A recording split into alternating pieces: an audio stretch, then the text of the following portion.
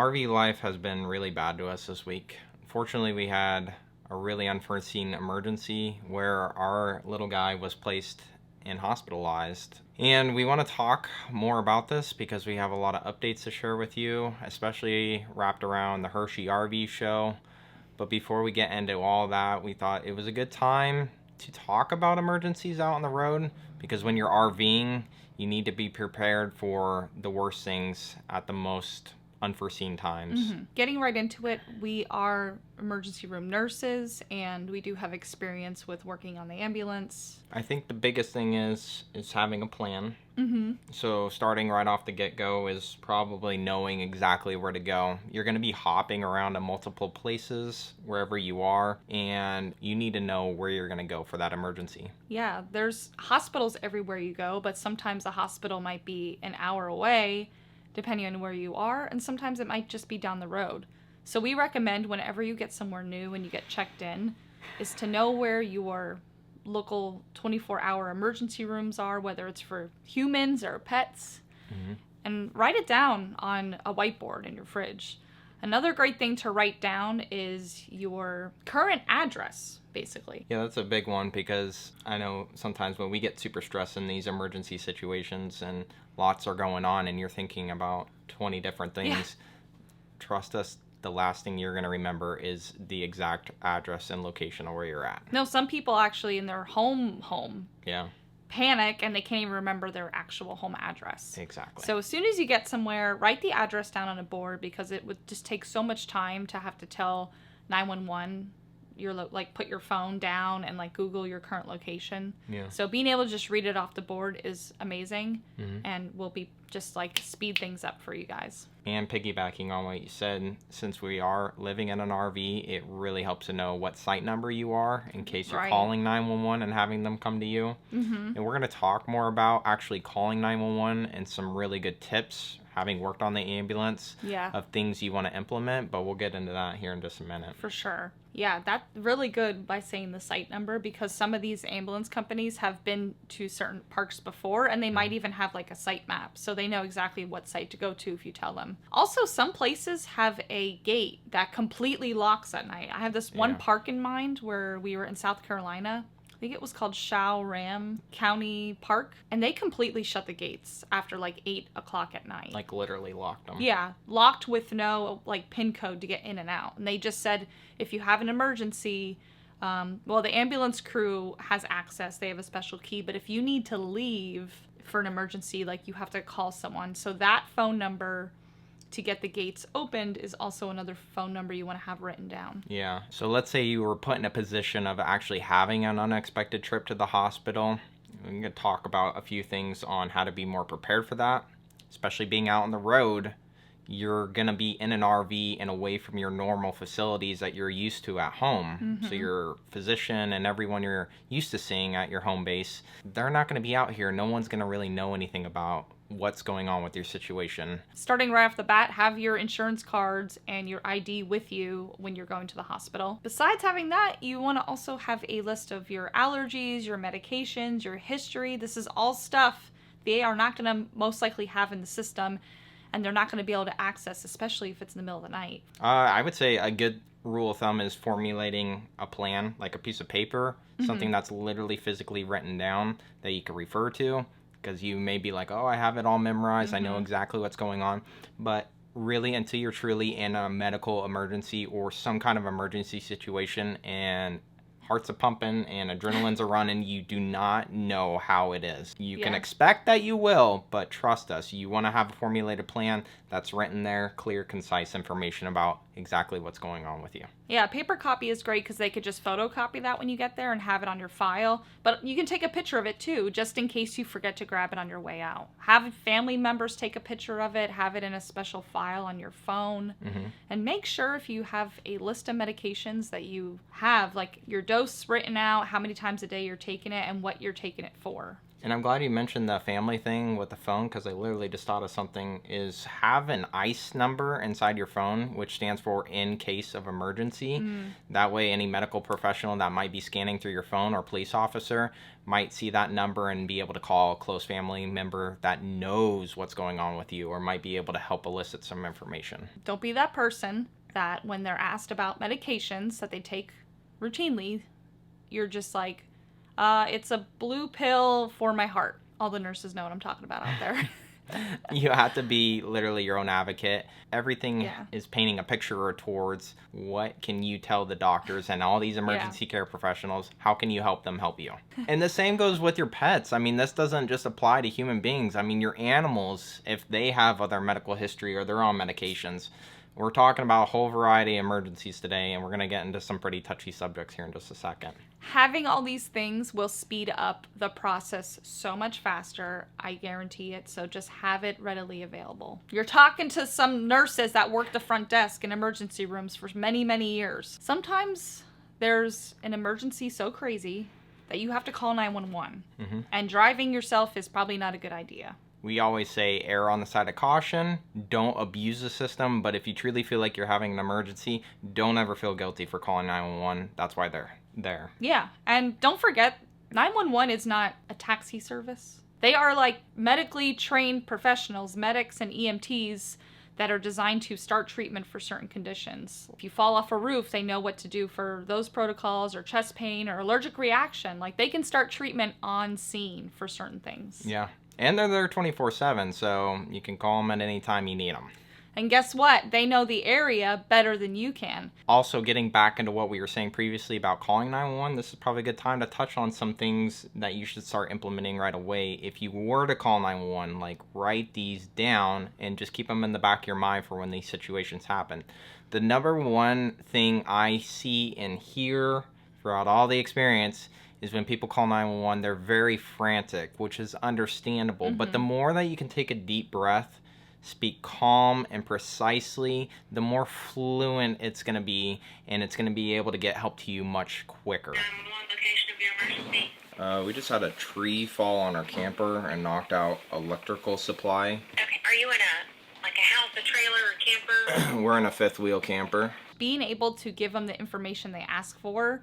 A lot of people get frustrated because after dispatching the ambulance and getting the address and all that information, they continue to ask questions. And that's part of the protocol. They are required to ask questions so they can gather information for the crew before they even get there. And they may seem like silly questions to you at the time, and you're like, why is this pertinent? But you can't overthink those things.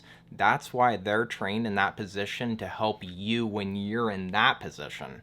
And one of the biggest frustrations I see is when people call 911 and the dispatcher asks for, like, location and what is the emergency. A lot of people get frustrated, like, well, can't you just see where I'm at?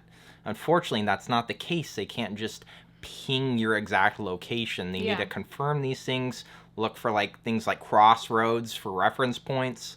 So any information you can elicit in a calm, just really clear voice, the more fluent it's all going to be. You never know when you're going to have to call 911 for something. The whole point of it is that it's an emergency, it's unexpected, it happens. So that's why we stress the importance of writing your address somewhere where you can read it so you can get that information to the dispatcher super, super fast. Another thing they'll be asking you is exactly what's going on. Just try to be, concise with that information as well. If someone took a fall, just tell them that they fell, and then allow them to direct the conversation rather than you rambling for a long period of time. Let them ask the direct questions. Another thing that's really helpful, especially speaking from working on the ambulance, is when we're en route to a call, it helps if you turn on lights, make anything visible that will stand out and help your location be well known. So turning on porch lights on your RV, making sure you have clear, well-identified numbers if you're living in a home, if this is not even applicable to you. It's crazy how many people don't have numbers on their house. Yeah. Make sure, you do everything in your power to make it as easy as you can for these guys coming to help you. Yeah, you can even have a family member stand outside and be like, yeah, right here. We'll help wave you down. The medics and EMTs that are coming will also need your list of allergies, medication, and history. So just having that ready to go for when they get there is very important too, because they might have to give you medications. And they need to know your allergies before doing that, and they need to know if there's going to be any interactions with other medications that you're on. Something else unexpected that could happen related to RV living is if you have to leave your RV for a few days. Maybe someone back home is having a medical emergency, or there's a death in the family, and you're all the way out west, they're all the way out east, and you're like, we need to leave the RV, we need to fly out. What do you do with your RV? What do you do with your pets? First and foremost, you want to find somewhere that's going to be safe to park your RV for an extended period of time. A lot of the RV parks and campgrounds have, just Google them and get some good reviews, and if it seems decent to stay there and park there, I'm sure it's going to be fine for a temporary measure before, you actually go and visit your loved ones. A couple things you want to do with your RV is, one, we would always say leave it plugged in with electricity, so you're continually charging your battery. Your refrigerator. And your refrigerator, yeah. You can blow through a ton of propane very quickly if you're not hooked up to shore power. Yeah, and if you're not sure what we're talking about, most RV refrigerators are electric and propane, and the propane is for when it's not connected to shore power. The propane will keep it lit via the battery, and it'll keep it running. But over time, that battery will die. Yeah. Or you could run out of propane. Exactly. Another thing is unhook your water or just turn it off completely. Yeah. There's been a lot of people that have left their RVs unattended just for the day, walked out, came home, and their RV was flooded. Just something burst inside the RV. So don't take any chances. You don't need the water running while you're gone. Turn it off. Have some peace of mind. Actually, we turn our water off a lot if we're gone for the day. We sure do. We do. So that's just like a thanks, Hanks tip for you regarding any situation. If you're going to be gone for several hours, turn that city water connection off, because it's one less thing to worry about if a pipe bursts when you're gone. Another thing is, maybe just a small tip would be not having your slides out while you're gone.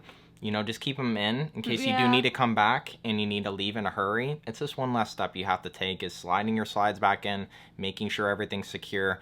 You're there for an emergency, obviously, so the more you can do just to prepare for the next step, the better off you're going to be. And you don't have to put your slides in, but other people will say if you're in an area where there might be bad weather, putting your slides in will prevent extra surface area if there's wind blown around. What if you have a pet that you have to leave behind?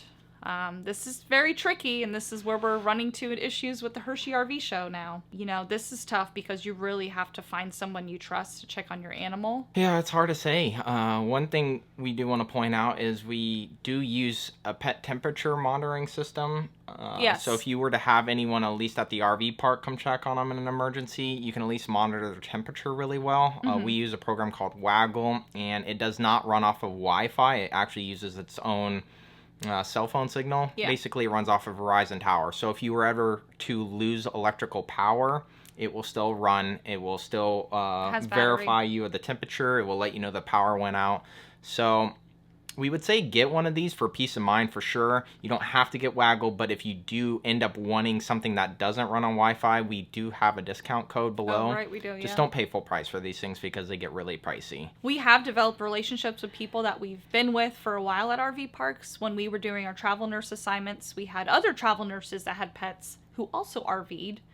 And when either of us had to leave or go somewhere or went on vacation, we would watch each other's pets. So that's always good to have someone in the RV park that you trust, keyword, you trust, to check on your pet and go inside your RV, walk them, whatever needs to be done. If you're somewhere where the weather is going to get very chilly, below freezing, and now you have to leave all of a sudden, think about possibly winterizing your RV. And the reason I say that is if you're going to be gone for more than few days to a few weeks for something, your propane might run out. Yeah, and then you're not going to stay heated, and your water lines are going to freeze up, and they can potentially burst there as well. So that's the whole, is your water lines will freeze and burst. Yeah. So that's why when people store their rigs in the winter, they have them winterized. They blow out their lines. It's all winterized. So. And I would imagine it goes without saying, but I'm going to say it anyways. Obviously, this is if you're having chest pain and you're having an immediate emergency, go outside and winterize your RV. What we're saying is, if it's something you need to really go home for and maybe visit another family member or something else is going on that's not an immediate emergency, maybe consider doing this. But always use your own discretion. We're not professionals. We're not seeking to show you professional advice or exactly what you need to do. We're just giving you some options. Right. That is a question we get a lot where people say, do you just take your RV to a storage unit area, or do you just leave it at the RV park? And it just all depends. Because we're full time and we have items in the refrigerator that need to stay cold, or if we're just gone for a couple days, we just keep it at the RV park. Yeah, for sure. All of this to say and lead us to this point right here is exactly why are we talking about emergencies? Well, like we said before, our little guy was hospitalized for a few nights, and it was like one of the worst things that Renee and I have been through since RVing. It's really just sucked these last few nights. You want to explain a little bit more about what's going on? Well, he had a medical emergency, and we had to take him in. We thought it was just something simple, but the 24-hour vet that we found through Google said that this is actually an emergency in male cats, and we need to keep him hospitalized with some fluids. So yeah, that was tough. Yeah, because coming back to an empty RV without him was just like... We're really glad that we took the initiative to take him into the emergency vet. Yeah. At that time, had we not, and let this go, or had this happen while we were visiting a different place for multiple days, he very well most likely would have died. Yes. And it really sucks saying that, but that's just the reality of the situation. So we're very thankful that things led up to the way they are. Yes. And they're like, well, we got to admit him to the hospital. And it was just like, but our doctor was she was amazing. Yeah, she actually knew us. That was really random. We showed up and she's like, where do I know you guys from? And we're like, I don't know, do you watch YouTube? And she's like, oh my gosh, you're the Hanks. And she's like, that's Dexter. And that brought us a little peace of mind in the worst feelings we were having.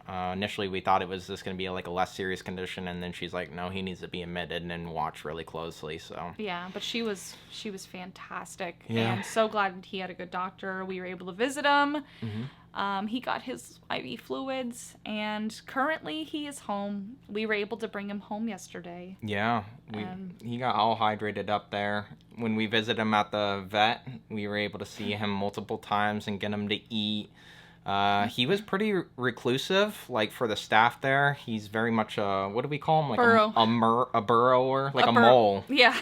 And he digs his way under the blankets and just hides there for hours at a time. They said he wasn't eating, so we needed to go in and try to get him to eat. As soon as Nay and I showed up, he perked right up, and it was just hard to see your fur babies in that situation when they're in an unknown environment. They have no idea what's going on, and their owners are not with them. That's literally the most stressful thing for both us and him. So, oh goodness.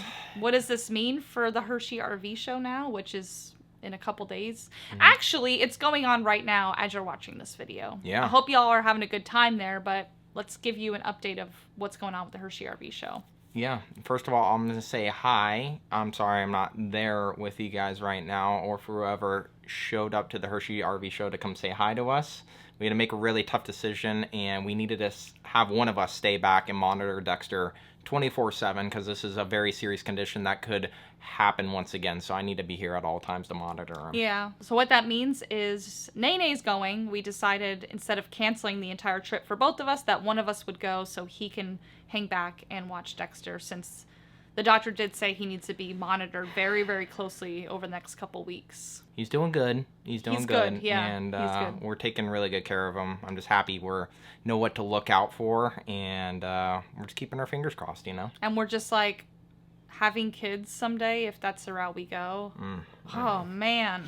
Yeah. I can't imagine how you parents that are truly parents out there. Our fur babies are babies enough to us. That's family, but to actually have your own, it's just I can't imagine. You guys know if you have fur babies. You guys know. If you want the deets on where you can find Nene at the Hershey RV show, I have a link below. It'll be in the pinned comment, and it'll also be in the description. You click that, enter your information, and then I'll send you right away the information on where to find us. Thank you guys, as always, for all your love and support. Continue to send it our way. Dexter needs it for sure. Yes. And we love you guys a lot. And we're going to pick up the story again next week, so we'll be sure to see you there next Thursday. Absolutely. Love you guys. Love you. See you soon.